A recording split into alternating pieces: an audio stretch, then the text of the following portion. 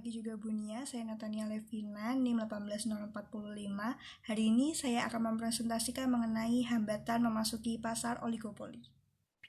Hambatan memasuki pasar oligopoli disebabkan oleh 3 faktor. Yang pertama, skala ekonomis, yang kedua, perbedaan biaya produksi, dan ketiga adalah keistimewaan hasil produksi. Mari kita lihat satu persatu. Perusahaan yang telah lama berproduksi dan beroperasi relatif lebih memiliki kesempatan untuk menikmati skala ekonomis.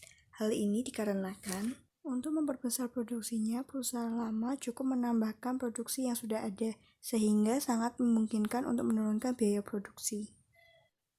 Dan relatif akan mampu menjual produksinya dengan harga yang lebih murah bila dibandingkan dengan pendatang baru.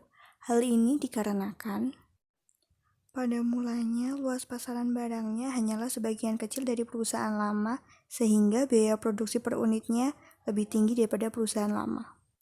Faktor yang kedua adalah produksi yang berbeda.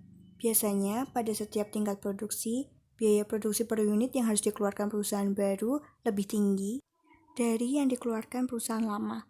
Oleh karena itu, perusahaan baru tidak dapat menjual barangnya semurah seperti perusahaan lama.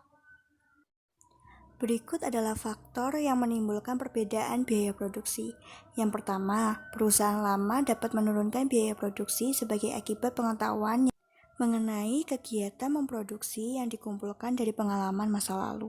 Yang kedua, pada perusahaan lebih lama, para pekerjanya lebih berpengalaman, sehingga dapat meningkatkan produktivitas kerja yang selanjutnya memungkinkan penurunan biaya produksi. Yang ketiga, perusahaan lama lebih dikenal bank dan penyedia bahan, sehingga akan lebih mudah memperoleh kredit dari bank dan lebih murah mendapatkan bahan mentah. Faktor yang ketiga adalah keistimewaan hasil produksi. Keistimewaan yang dimiliki produk perusahaan lama merupakan penghambat masuknya perusahaan baru karena yang pertama, produk dari perusahaan lama sudah sangat terkenal dan telah mendapatkan kepercayaan dari masyarakat, sehingga perusahaan baru akan mengalami kesulitan dalam bersaing.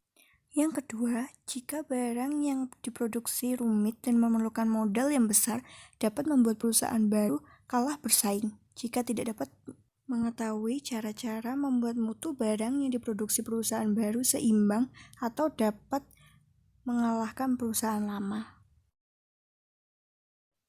Selanjutnya, keistimewaan lain yang dimiliki oleh perusahaan dalam pasar oligopoli adalah memproduksi berbagai barang yang sejenis.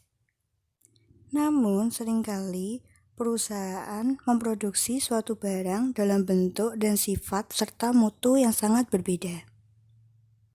Dengan adanya perbedaan ini, pasarannya menjadi meliputi golongan masyarakat yang lebih luas dan sebagai akibatnya, sukarlah untuk perusahaan baru memasuki pasar oligopoli karena jangkauannya menjadi semakin luas.